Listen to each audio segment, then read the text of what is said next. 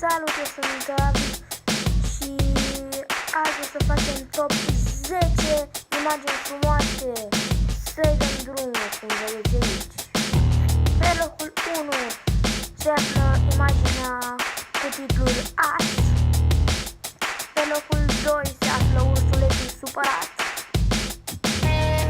Pe locul 3 se văd ochii în umbră.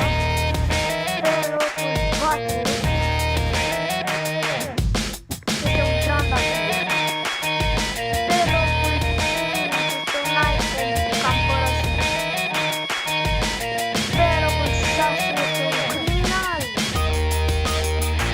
Pe locul 7 este Star Wars.